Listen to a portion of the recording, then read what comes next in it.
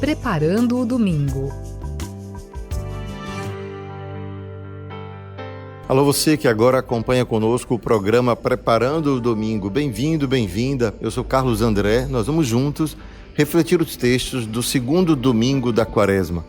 Para isso, vamos invocar o Espírito Santo de Deus, aquele que ilumina o nosso coração, a nossa inteligência, para bem compreender e agir conforme aquilo que a palavra de Deus nos ensina.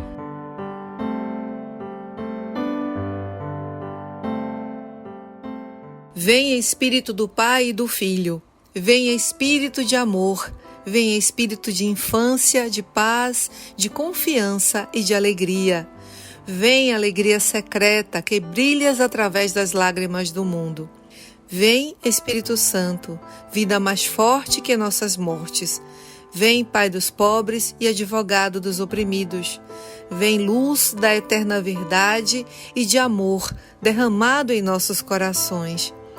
Permanece em nós, Santo Espírito de Deus. Não nos abandones, nem no duro combate da vida, nem no momento em que tocarmos o final da caminhada. Vem, Santo Espírito de Deus. Amém.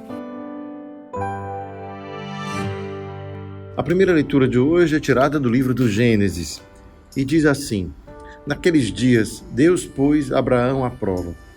Chamando-o, disse: Abraão, e ele respondeu: Aqui estou.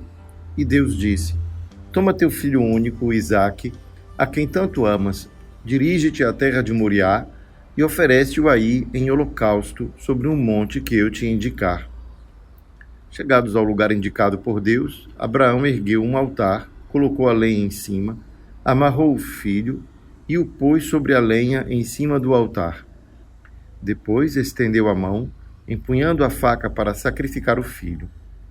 E eis que o anjo do Senhor gritou do céu, dizendo: Abraão, Abraão, ele respondeu: Aqui estou. E o anjo lhe disse: Não estendas a mão contra teu filho e não lhe faças mal nenhum. Agora sei que temes a Deus, pois não me recusaste teu filho único. Abraão, erguendo os olhos, viu um carneiro preso num espinheiro pelos chifres. Foi buscá-lo e ofereceu-o em holocausto no lugar do seu filho. O anjo do Senhor chamou Abraão pela segunda vez do céu e lhe disse: Juro por mim mesmo, oráculo do Senhor, uma vez que agiste deste modo e não me recusaste teu filho único, eu te abençoarei e tornarei tão numerosa a tua descendência como as estrelas do céu e como as areias da praia do mar. Teus descendentes conquistarão as cidades dos inimigos. Por tua descendência serão abençoadas todas as nações da terra, porque me obedeceste.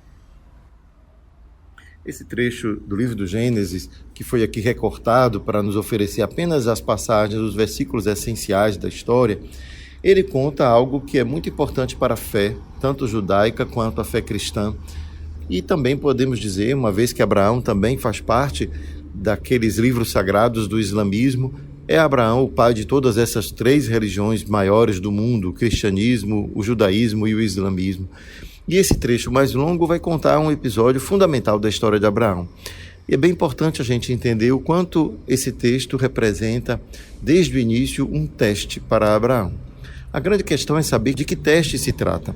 Por que Abraão ainda precisaria ser testado depois de tantas passagens em que mostra a sua dedicação a Deus, a sua fidelidade, a sua obediência, inclusive, a seguir os seus mandamentos, a seguir as suas ordens, as suas palavras que são dirigidas a Abraão diretamente por Deus, porque no final da sua vida teríamos que encontrar ainda esta outra prova que Abraão é submetido. E aí a gente vai se dar conta, ao ler o texto bíblico, ao ler a história de Abraão, que este filho de Abraão foi o que ele mais desejou ao longo de toda a sua vida. E toda a sua trajetória junto a Deus, toda a sua religião foi desenvolvida, toda a sua compreensão de quem é Deus foi desenvolvida em função de uma promessa. Deus prometeu a Abraão um filho e depois de muitos anos, este filho chegou, depois de 25 anos de espera.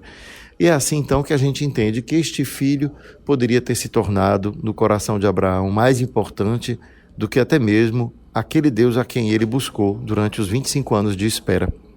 É nesse momento que a prova de Abraão representa a sua capacidade de abrir mão daquilo que naquele momento da sua vida, aos 100 anos de idade, era o seu bem mais precioso.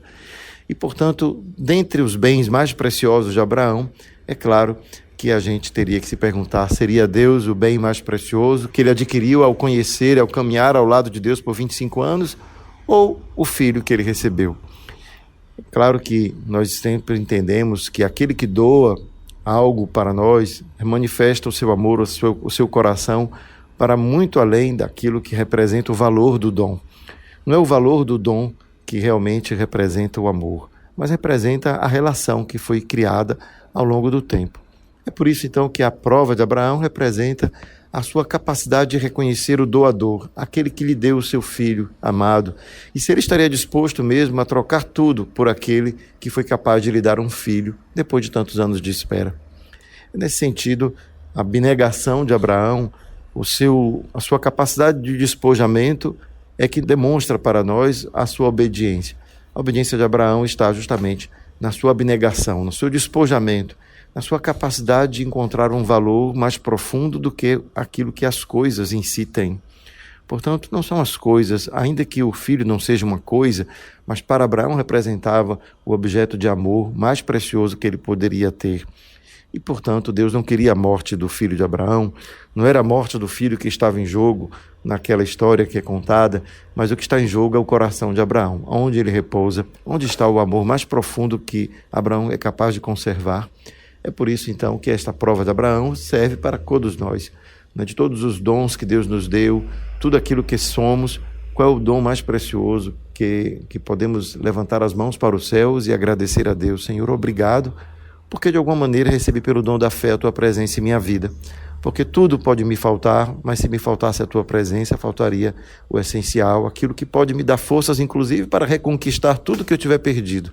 É nesse sentido, então, que a prova de Abraão é um protótipo, é um anúncio daquilo que vai se dar em Cristo. Cristo oferece tudo, a sua própria vida. Mas isso é aquilo que na Quaresma vamos refletindo para colocar ordem na própria vida. Quais são as coisas que realmente importam? Quais são as coisas que realmente são essenciais? Essa a proposta da Quaresma, não é? Nos ajudar, portanto, a desviar o olhar daquilo que nos distrai para o mundo material, o consumismo, a vontade de ter, de possuir, e ao mesmo tempo reconhecer para onde vamos, onde é o nosso destino, quem é aquele que realmente irá nos receber um dia. E pela fé compreendemos que é em Deus que reside toda a nossa esperança de fazer valer toda a labuta, toda a fadiga, todo o sofrimento do tempo presente. Então essa história de Abraão é uma história exemplar para todas essas religiões, porque revela o núcleo central de toda a fé. Toda religião volta-se para isso. Tudo mais se torna relativo quando se decide encontrar um valor essencial, profundo, transcendente para a vida. É por isso que aqui a gente vai encontrar nas leituras seguintes esse estímulo a compreender que é andar na presença de Deus, como diz o salmista, o que realmente importa. Andarei na presença de Deus, diz o salmista, junto a Ele na terra dos vivos. E, portanto, São Paulo, na segunda leitura, vai nos oferecer uma última visão sobre essa dimensão da entrega, do despojamento, ou se a gente puder dizer melhor ainda, desta escala de valores que vamos colocando em nossa vida.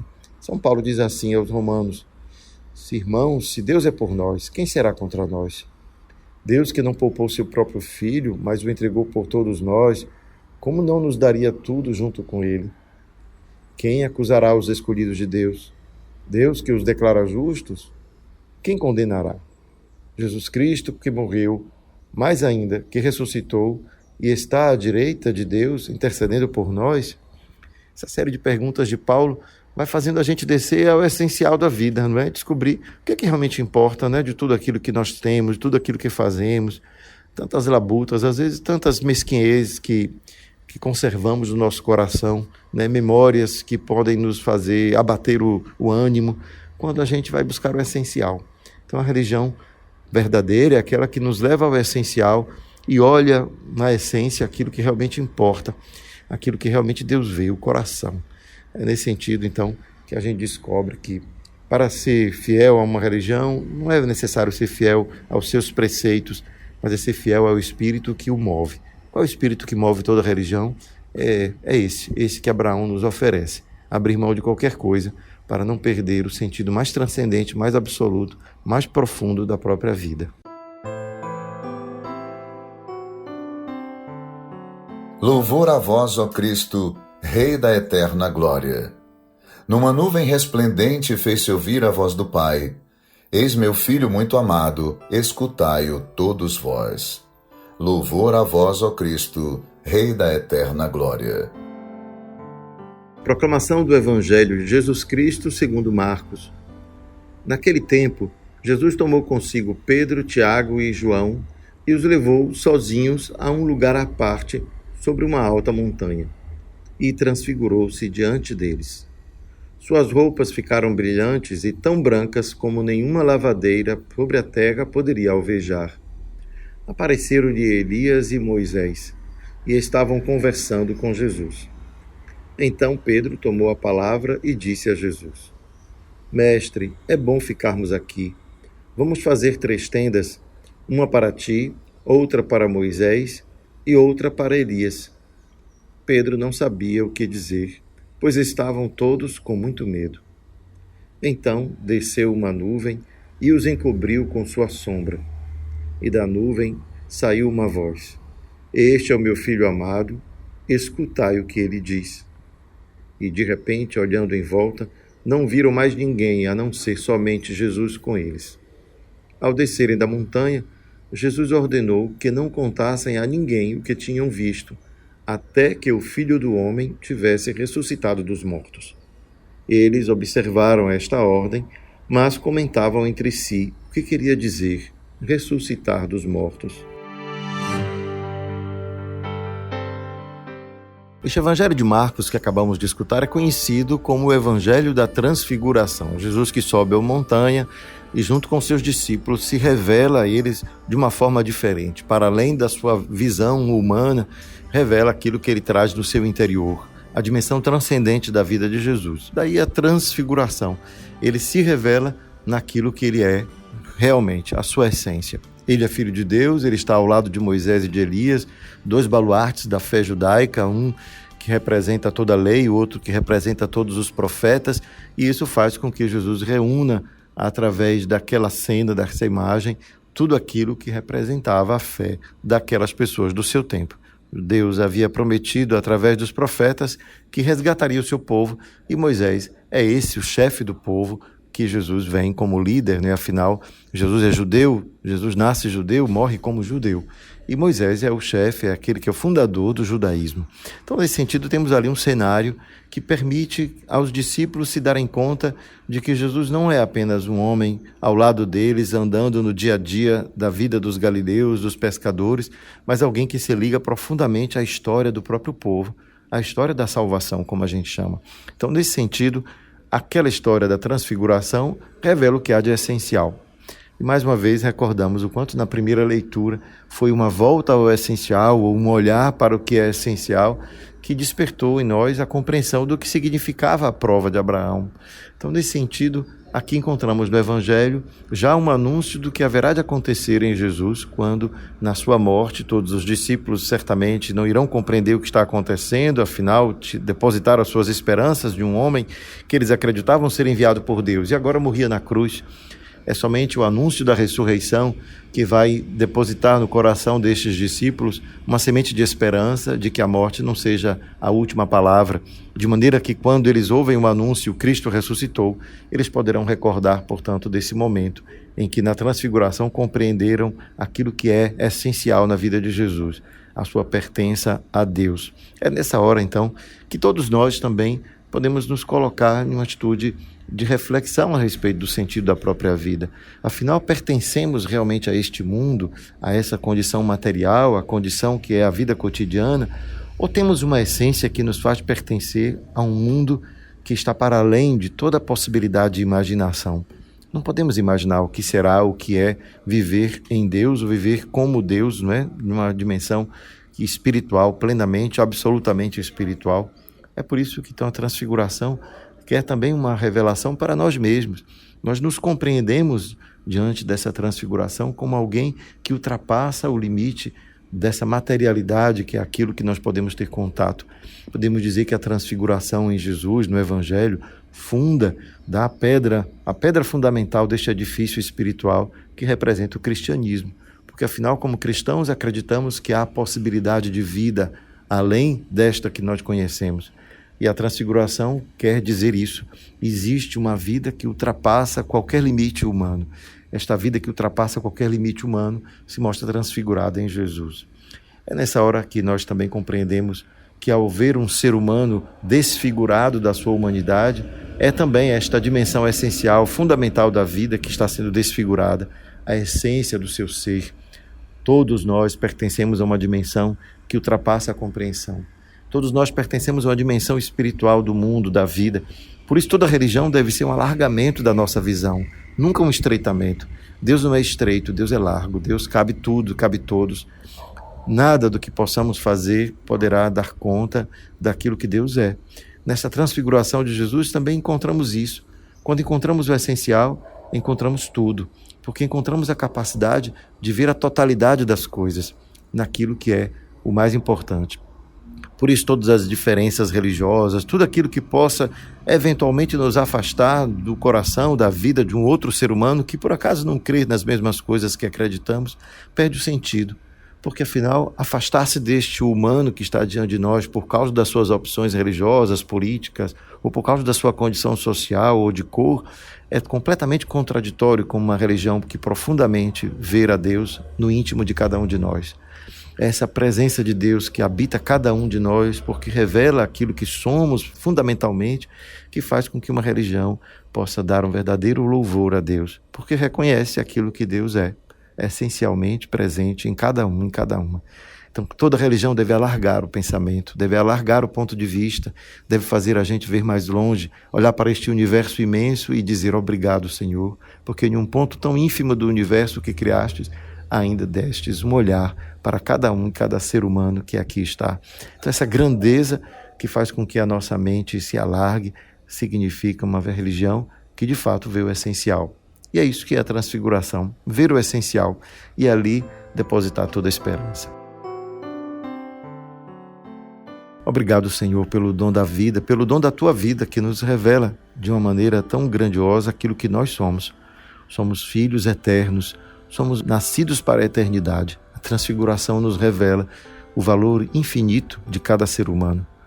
Obrigado por esta revelação e ajuda-nos a superar toda limitação, toda estreiteza de mente que desfigura para nós o outro, aquele que por acaso é diferente e que não compreendemos. Ajuda-nos também a ver-te transfigurado no olhar de cada um, de cada uma daqueles que encontramos no nosso dia a dia. Abençoa-nos hoje e sempre, Pai, Filho e Espírito Santo. Amém. Fica a dica! A dica da semana é aproveitar esse evangelho e olhar para as coisas com outro olhar. Quem sabe ao perceber a natureza, ao perceber cada coisa, descobrir ali um dom. Deus se fez dom em todas as pessoas que você encontra na sua vida, especialmente aquelas que demonstram tanto amor. Demonstram amor por você, demonstram também o amor que você experimenta nas coisas, no dia a dia. Por isso, a dica da semana é deixar-se transfigurar o olhar para ver o essencial em você mesmo, o essencial na vida, o essencial nas pessoas com quem você encontra. Busquemos o essencial, essa é a dica. Boa semana para todos. Preparando o domingo.